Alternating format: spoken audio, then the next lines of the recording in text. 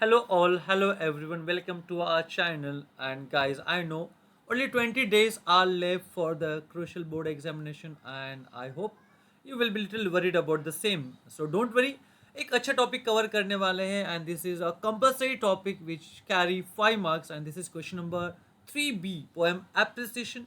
So यहाँ पे on this platform you will get all the appreciation within few days.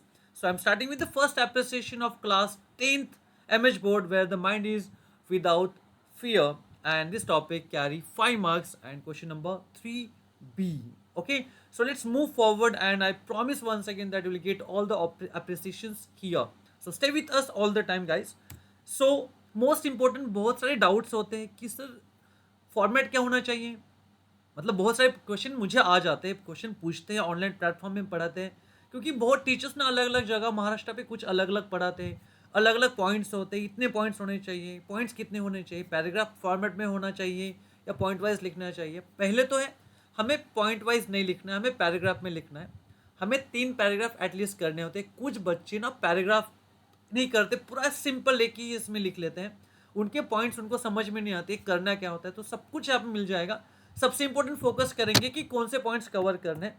सबसे important याद रखो एवरीवन, हमें कवर करना होता है पॉइंट टाइटल, जिस जो कैरी करेगा आधा मार्क्स। आपको मैं उसकी मार्किंग स्कीम भी एक्सप्लेन कर रहा हूँ, याद रखना है। 5 मार्क्स हम टोटल लेंगे यहाँ पे। बाद में देखो पोएट, जो पोएट का नाम भी लिखना है वो हाफ मार्क कैरी करेगा। देन रैमिंग स्कीम, आपको बताता हूँ, हमें टाइटल और पोएट के बारे में पहला पैराग्राफ बनाना है।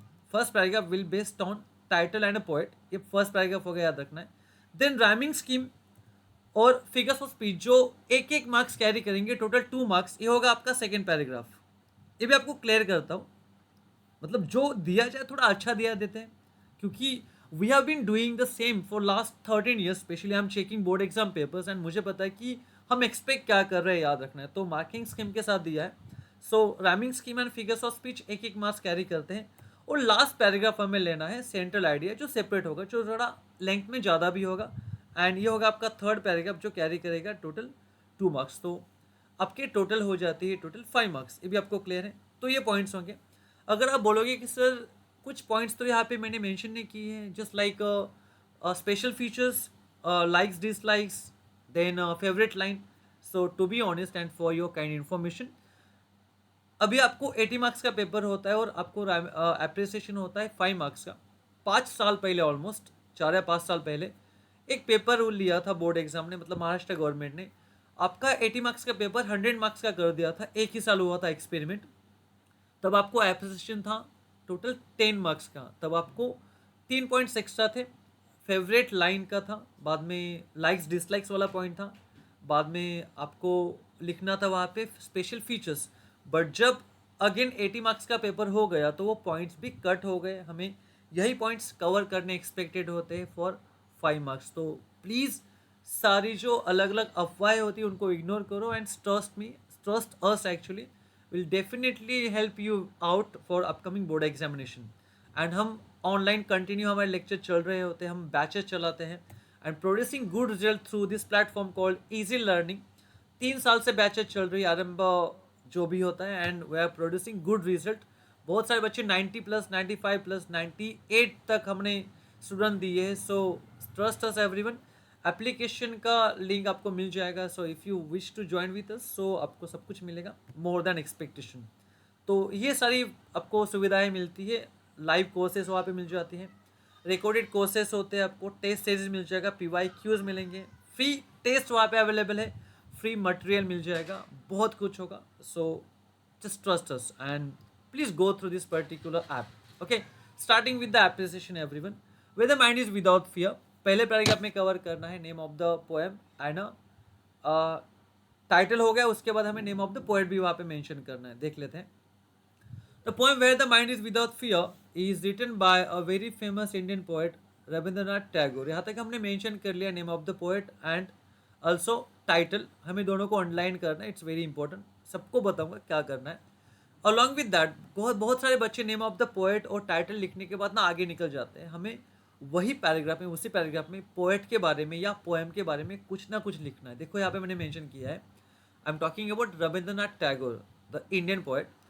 ही was the first Indian who receive the noble prize for his anthology Gitanjali. Anthology एक बुक होता है जो अलग अलग टॉपिक्स उसमें एक ही जगह कलेक्ट होते हैं, मतलब अलग अलग पोएम्स का एक कलेक्शन होता है। उस कलेक्शन का टुगेदर नाम था गीतांजलि। उस बुक को बोला जाता है एंथोलॉजी। एंथोलॉजी तो ये उनको इस एंथोलॉजी के लिए, गीतांजलि के लिए उनको मिला था Nobel prize.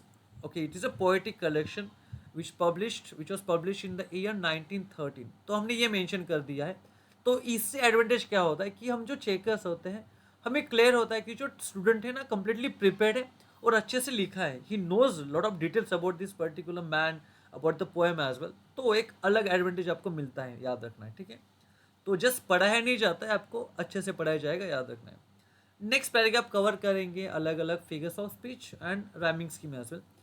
The poem is written in a free verse style. Poem में कोई राइमिंग स्कीम ही नहीं, तो फ्री वर्स स्टाइल भी मेंशन करना है। As it does not follow any rhyming scheme, ये मेंशन हो गया काम। अगर राइमिंग स्कीम होता तो वो मेंशन करते ए बी सी डी जो भी होता है, ठीक है। The poet has use various figures of speech such as, जो जो अलग अलग फिगर्स ऑफ स्पीच यूज किए हैं कैपिटल से स्टार्ट करके उनको लिख दो। Alliteration, apostrophe, metaphor, personification etcetera. For the poetic effect हो गया रेफरेंस मेंशन कर दिए। बाद में एक आध एग्जाम्पल उठा के उसको एक्सप्लेन कर दो। The example of alliteration is, आपको जो लगे वो एग्जाम्पल हम एक्सप्लेन करेंगे। Where the mind is without fear and the head is held high. यहाँ पे देखो एच एच रिपीट हो रहा है, क्लियर हो रहा है, तो हम एक्सप्लेन करेंगे शॉर्ट में। In the given line the letter H is repeated for the poetic effect. हो गया काम, सेकेंड पैराग्राफ फिनिश, याद रखना है। थर्ड पैराग्राफ की लेंथ थोड़ी एक्स्ट्रा होगी, जो थीम होता है सेंट्रल आइडिया।